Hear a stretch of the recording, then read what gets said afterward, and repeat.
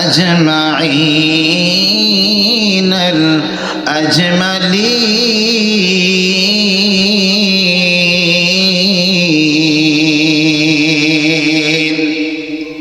فقد قال الله تعالى في كلامه المجيد وفرقانه الحميد. جبل سر قرنا أعوذ بالله من الشيطان الرجيم. بسم الله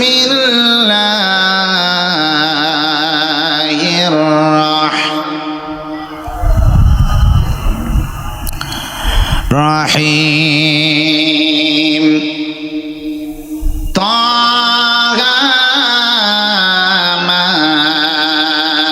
أنزلنا عليك القرآن لتشقى إلا تذكرة لمن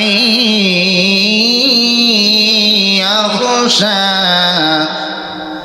تنزيلا ممن خلق الأرض والسماوات العلى.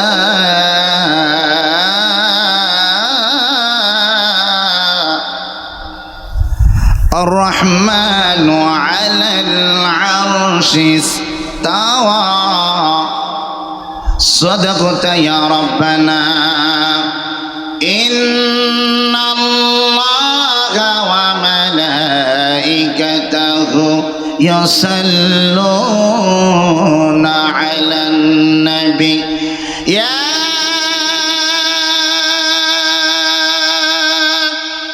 أيها الذين آمنوا صلوا عليه وسلموا تسليما. درود اللهم صل على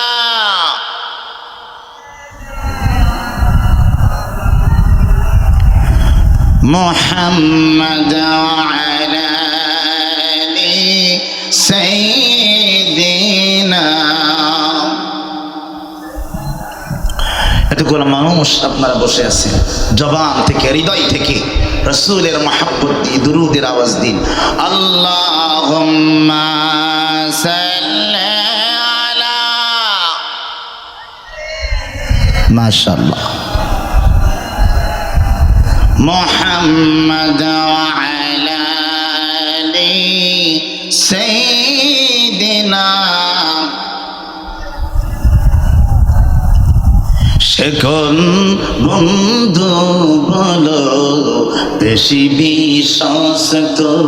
সেখন বন্ধু বলো বেশি বিশ্বাস তো।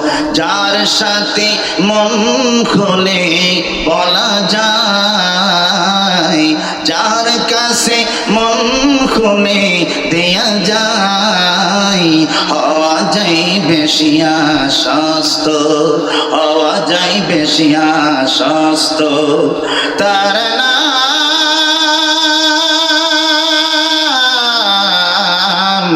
আহমদ বড় বেশি বিশ্বস্ত। আহমদ বড় বেশি বিশ্বস্ত। আল্লাহুম্মা সাল্লি আলা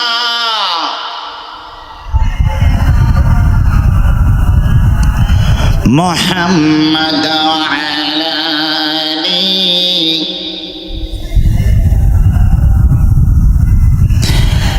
এমন আশিস দাও আমাকে খোদা দয়াময়।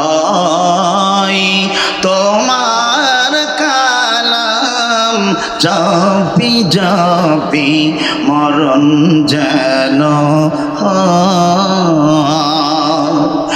এমন আশিস দাও আমাকে কি খোদা দয়াময়, তোমার কালাম জপি জপি মরণ যেন হয়, যে পথে শুধুই কাটাই ভাড়া, যেথাই তুমি দাও না ধারা, যে পথে শুধুই কাটাই ভাড়া, যেথাই তুমি দাও না ধারা, সে পথে চেনার আলো যেন, সে পথে চেনার আলো যেন প্রাণে জেগে রয়, এমন আশিস দাও আমাকে খোদা দয়াময়, তোমার কালাম জপি জপি মরণ যেন হয়, আমার সকল কাজের মাঝে তোমায় খুঁজি সকাল সাজে, এমন আমার সকল কাজের মাঝে তোমায় খুঁজি সকাল সাজে, সুন্নতি রাসূল যেত, সুন্নতি রাসূল যেত যত করি আমি জয়, এমন আশিস দাও সবাই রে, এমন আশিস দাও সবাই রে খোদা দয়াময়, তোমার কালাম জপি জপি মরণ যেন হয়। আলহামদুলিল্লাহ। সম্মানিত উপস্থিতি, সম্মানিত মুসল্লিন ইকরাম, হাজিউল হারামাইন, যুবক ভাইরা, মুরব্বিয়ান ইকরাম, দিনদার পরহেজগার মুত্তাকি ইমানদার ভাইরা, বাংলাদেশের মুসলমানদের জাতির এই ক্লান্তি লগ্নে বাংলাদেশের ঐতিহ্যবাহী জেলা সাতক্ষীরা, সাতক্ষীরা সদর থানার অন্তর্গত কুশখালী ইউনিয়নের ভিতরে কুশখালী কলবাজার সাদ বিন আবি ওয়াক্কাস রাদিয়াল্লাহু তাআলা আনহু হাফিজিয়া ও কওমিয়া মাদ্রাসা এতিমখানার উদ্যোগে পশ্চিম বার্ষিকী ওয়াজ মাহফিল, এই ওয়াজ মাহফিল লিখছে কে? ওয়াজ মাহফিল লিখছে কে? সাতক্ষীরা এই সদর অঞ্চলের এই এলাকার মানুষ এই ভুল এখনো করবে, এটাকে মানা যায়? কোনো কোরআনের মাহফিল ওয়াজ মাহফিল নাম হবে না, ইসলামিক জলসা হবে না, ইসলামী সম্মেলন হবে না, কারণ এগুলা ওয়াজ মাহফিলে গান হয়, ওয়াজ মাহফিলে নাটক হয়, ইসলামী সম্মেলনের নাম দিয়ে নাটক হয়। বাংলাদেশে বিশ্ববিখ্যাত বিশ্ববরেণ্য মুফাসসির কোরআনের পাখি আল্লামা সাঈদী যে মাহফিলের প্রবর্তন করে গেছেন, এই প্রবর্তনের নাম উনি দিয়ে গেছেন তাফসীরুল কোরআন মাহফিল। আওয়াজ করে বলুন, মাহফিলের নাম কি দিয়ে গেছেন? সবাই কথা বলবেন, নাম কি দিয়ে গেছেন? তাফসীরুল কোরআন মাহফিল। তো তাফসীরুল কোরআন মাহফিল যিনি দিয়ে গেছেন, আপনারা আল্লামা সাঈদীর কথা কি পছন্দ হয় আপনাদের? একটু আওয়াজ করে বলবেন পছন্দ হয়। আল্লামা সাঈদী নাম দিয়ে গেছে তাফসীর মাহফিল, এই কথার সঙ্গে যাদের চুলকানি আছে তারাই লিখবে ওয়াজ মাহফিল। কথা বলে না, কথা বলে না, কারণ তাফসীরুল কোরআন মাহফিল হচ্ছে একমাত্র সঠিক, বাকি সবগুলা বেঠিক, এগুলো চলবে না। আগামী থেকে মাহফিল করতে গেলে মাহফিলের নাম দিবেন তাফসীরুল কোরআন মাহফিল, কারণ যেখানে যে মাহফিলে তাফসীর হয় না, যেখানে গান বাজনা থিয়েটারের মতন বাপের কেচ্চা পীরের কেচ্চা হয়, এটা তাফসীর মাহফিল না, এটা মাহফিলের নামে ধান্দাবাজি। কথা বলতে হবে, ঠিক কিনা বলেন? আমার ভাইরা, আমরা গতানুগতিক তাফসীর মাহফিল থেকে, গতানুগতিক ওয়াজ থেকে বেরিয়ে এসে আমরা সেই পূর্বের ধারা, যে ধারা আল্লামা সাঈদী রেখে গেছেন, সেই ধারায় আমরা ফিরে আসতে চাই। কি বলেন আপনারা একমত? সবাই হাত তুলে কথা বলতে হবে, সবাই একমত। আল্লামা সাঈদীর রেখে যাওয়া স্বপ্ন আমরা বাস্তবায়নের জন্য মাঠে নেমেছি। কথা কয় না, কথা বলে না, ঠিক কিনা? কার স্বপ্ন বাস্তবায়ন করব? জোরে বলেন, কার স্বপ্ন বাস্তবায়ন করব? আল্লামা সাঈদীর স্বপ্ন বাস্তবায়ন করব। আমার ভাইরা, আল্লামা সাঈদীর স্বপ্ন কোনো ব্যক্তিগত মানুষের স্বপ্ন নয়। আমার ভাইরা, বিএনপির ভাইরা শহীদ প্রেসিডেন্ট জিয়াউর রহমানের স্বপ্ন বাস্তবায়ন করতে চায়। সেই স্বপ্নটা নিতান্তই ওনার ব্যক্তিগত স্বপ্ন। যারা আওয়ামী লীগ করত, তাদের স্বপ্ন ছিল শেখ মুজিবুর রহমানের স্বপ্নে এ দেশটাকে গড়বে। তাদের এই স্বপ্নটা তাদের ব্যক্তিগত স্বপ্ন। জাতীয় পার্টি যারা করে, এরশাদ সাহেবের স্বপ্ন ছিল লাঙ্গলের আদর্শে আদর্শিত করবে এই দেশটা। নিতান্তই এটা তার ব্যক্তিগত স্বপ্ন।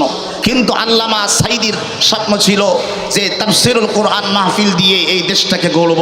এই স্বপ্ন নিতান্তই ওনার ব্যক্তিগত স্বপ্ন নয়, এটি হচ্ছে বিশ্ব নবী তাজেদারে মদিনা দুলালে আমিনা শাহে মদিনা হুজুর সৈয়দনা মুহাম্মদুর রাসূলুল্লাহ সাল্লাল্লাহু তাআলা আলাইহি ওয়াসাল্লামের স্বপ্ন। এটি আল্লাহর নবীজির মিশন, ভীষণ, চাওয়া পাওয়া, তামান্না, আকাঙ্ক্ষা, ইচ্ছা, এই গোটা পৃথিবীতে কোরআনের রাস, কোরআনের শাসন, কোরআনের হুকুমত বাস্তবায়ন হবে।